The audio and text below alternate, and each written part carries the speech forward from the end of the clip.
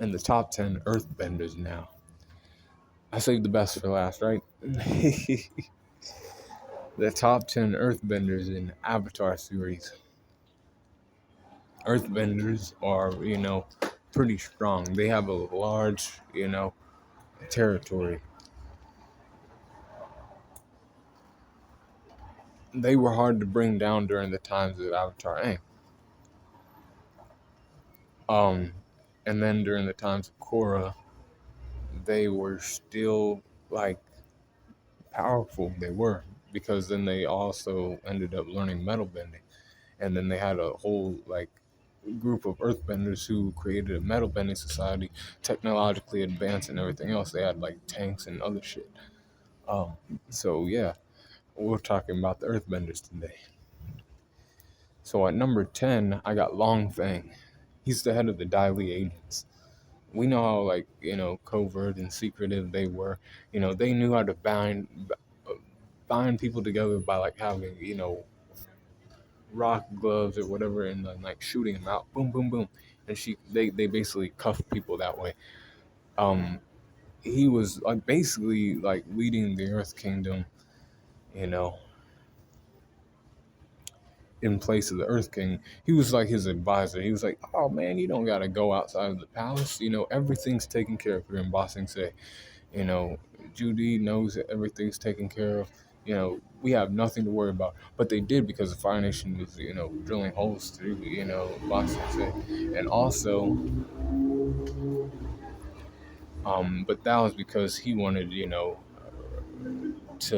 have relations with the Fire Nation. You know, he wanted to be on good terms with them, and he liked having control of Ba Sing Se. But he was the best Dai Li agent because he like headed the Dai Li, So I have him at number 10. And I do think he's better than the other regular Earthbenders in Avatar, um, except a couple. Avatar: The Last Airbender. Some of them are on this list. But at number 9, I have Wei and Wing. These are metal benders. In the times of Avatar Korra, the Legend of Korra, right? So these are two brothers. These are the sons of Suyin, right? They're young metal benders. They're pretty damn good at using their metal bending techniques, but they ain't as good as their mother. They still fought against Kuvira and other things, right? And they tried to take her down, but they couldn't. She was kind of a boss, in her own right. She was pretty damn good. And these twins, or these brothers, right? They're damn good at their metal bending, and they're also good at earth bending too. Because they kind of have like earth bending knowledge to use metal bending. You know, it's like hand in hand. You know,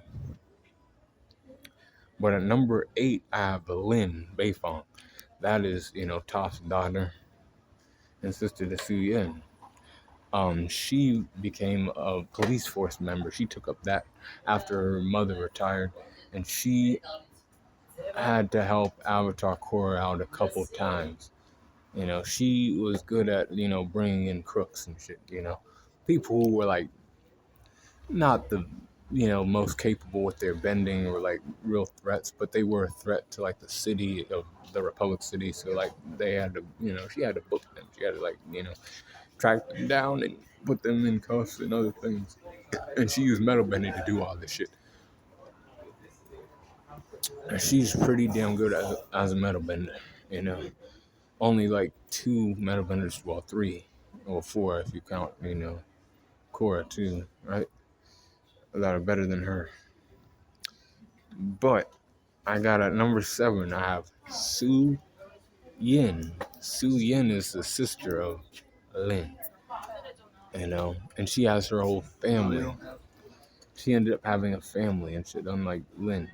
Lin took to her work and she prioritized her career, whereas Su Yin, created a family, and then they created a society of metal benders, you know, highly sophisticated earthbenders and shit, right? They mostly use metal bending, Now they still use earthbending and other things, but she tried to fight against Kuvira. She was doing pretty damn good, a little bit better than, Lin was, you know. And she's one of, Toph's children. Both of them, Suyin and, or Suyin and Lin. But Suyin's the better of the two. And she created that society with her family and, taught them metal bending and, like, even taught Kuvira metal bending, but then she took it a step further and she was very, like militaristic and very, aggressive with, like, we need to, like, implement this. We need to, put tanks out there. We need to put, mecha drones out there into, like, society. And if people don't like it, we have to force it on them type shit. And she was trying to fight against Kuvira and shit. It's kind of a special thing to be a metal bender. You don't have to, like, press that shit on everybody else.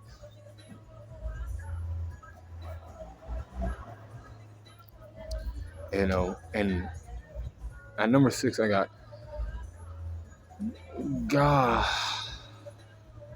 Ghazan.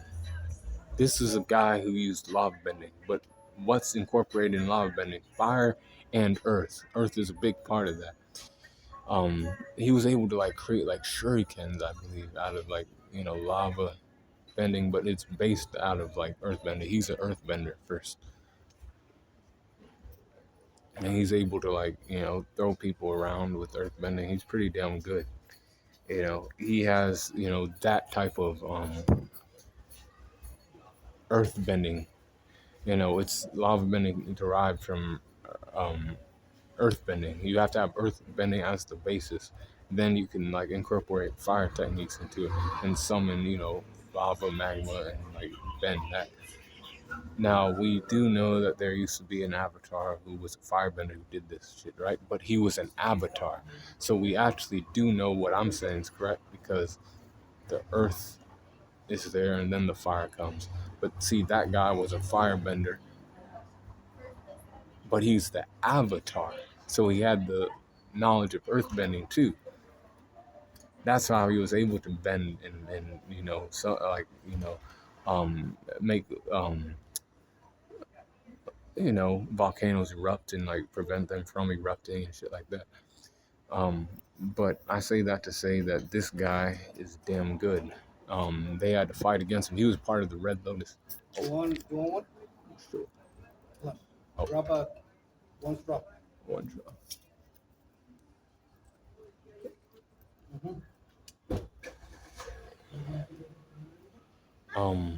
But Ghazan ended up being defeated, right? Because he was part of the Red Lotus. He was trying to kill Avatar Korra. And he believed in, like, if they did that, then, the world would be, like, less, like conflicts would then, like, soon stop because the Avatar wasn't there. They had a kind of, like, opposite belief of, like, the White Lotus, that they believed that they had to help the Avatar out. They were gonna, start shit with the Avatar and ultimately defeat the Avatar. And she had to, and Korra had to fight against this guy. Fend him off. Other people fought against him too. Now, Bolin at number 5. I got Bolin because he ended up learning lava bending techniques, and he also tried to learn metal bending, I believe. And he's a part of Team Avatar. Korra's Team Avatar. He was the rock. He was the Earthbender. In the group. And he, participated in that sport that they do in Republic City. He was pretty damn good at it too. And as an Earthbender, they couldn't fuck with him. They couldn't fuck with Bolin. Oh yeah, sure. Bolin, like I said, he ended up learning lava bending too. And that's another reason why you can tell that it's, like, the basis for it. A firebender can't just take to, like, that shit. They'll probably, like, for a firebender, right, they're gonna take to the lightning shit more, because that's, like, intense fire. That's, like, taking fire and, like, because lightning's powerful, right? That's, fire flashy, like fire is, but lava has an earth base. You know, it's found in like the crust and the mantle of the earth, right? But it's earth, right? And then it's like hot earth. So like Bolin was able to take to that shit, and he was able to, learn um, lava bending.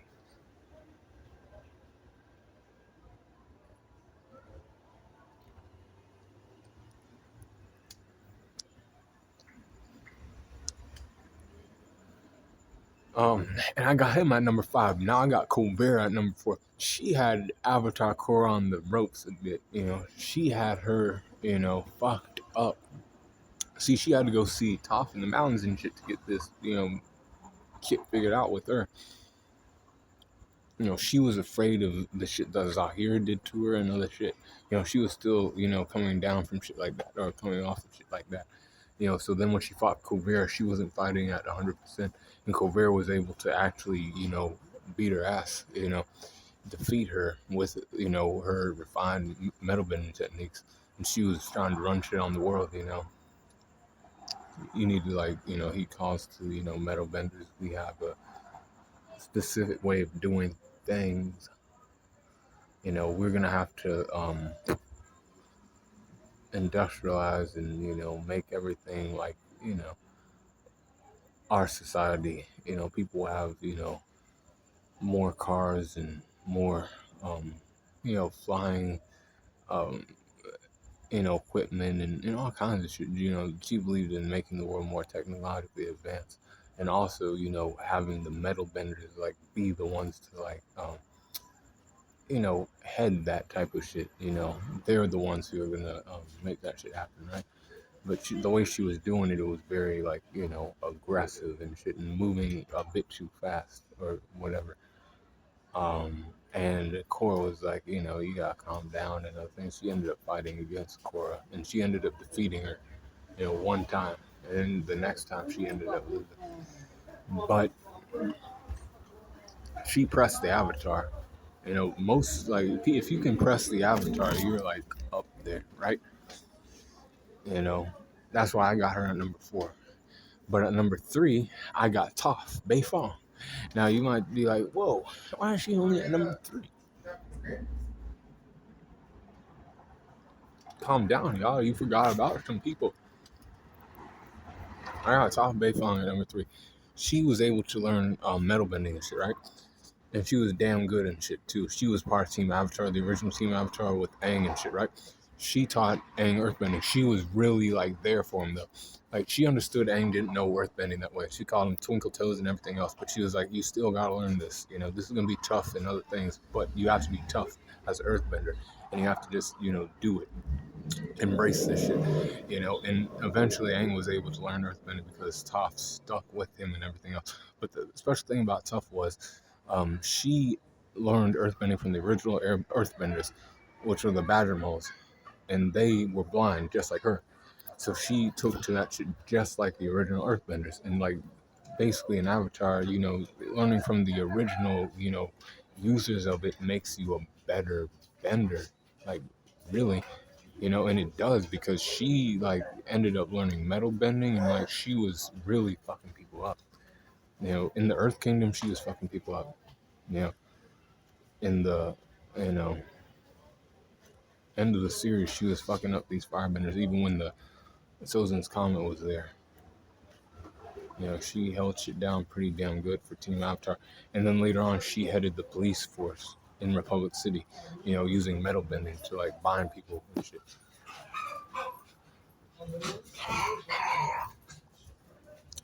She then quit her job though, and she ended up heeding calls to being a hermit in the mountains.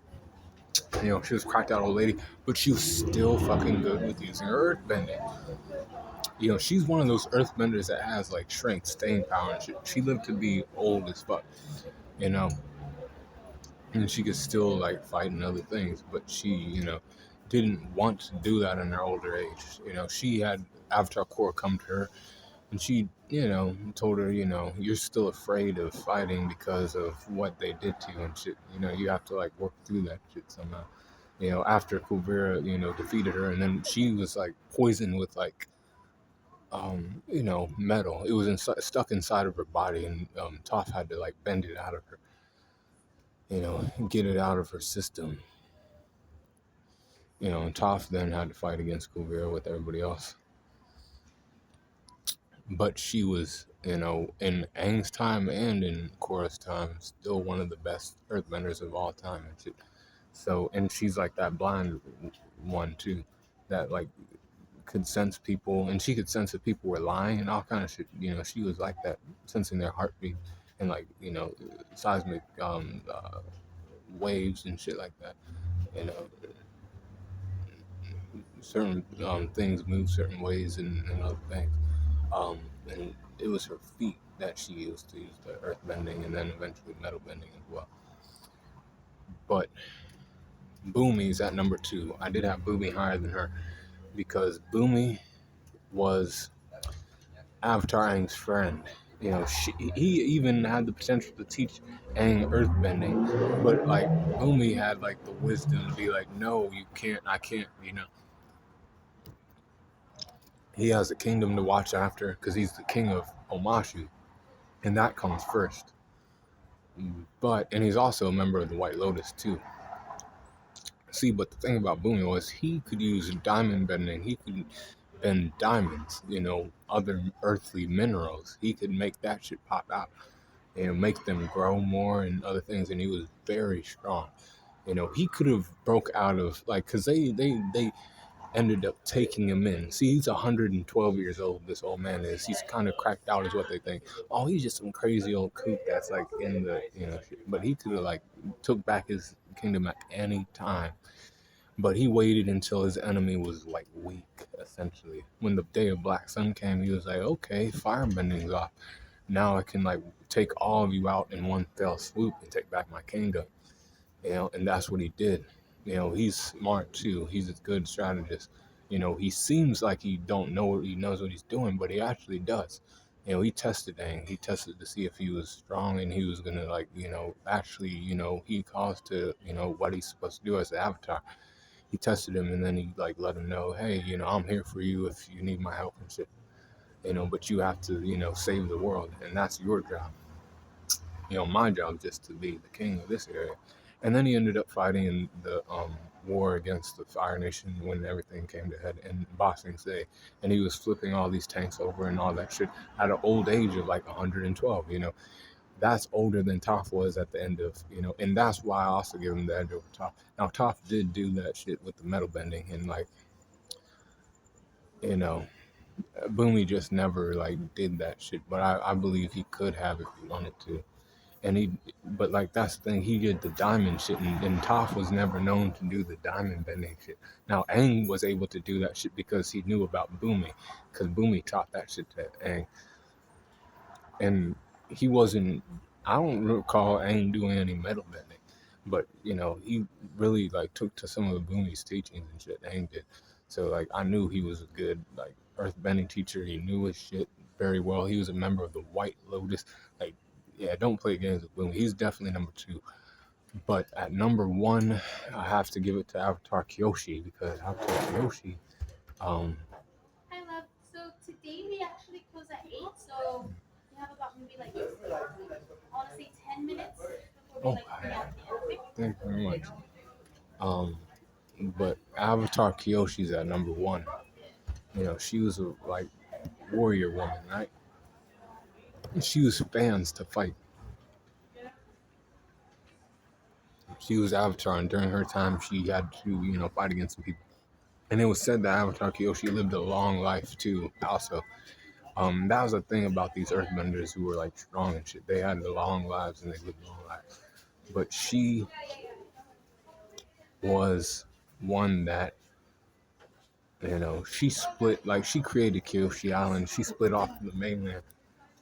She didn't like the way that Shin the Conqueror was, handling things. So she split the Earth in half, and she did that with Earthbending. And that was like a significantly, big landmass that she like created. Not the biggest piece of land, but like still she created an island that later became Kyoshi Island, and these people, held like high regard for her even after she passed away and shit, you know. And she was a tall woman, and like, she was able to like scrap very well. That's why that Shin the Conqueror wanted her power for like military purposes and shit, but she said no.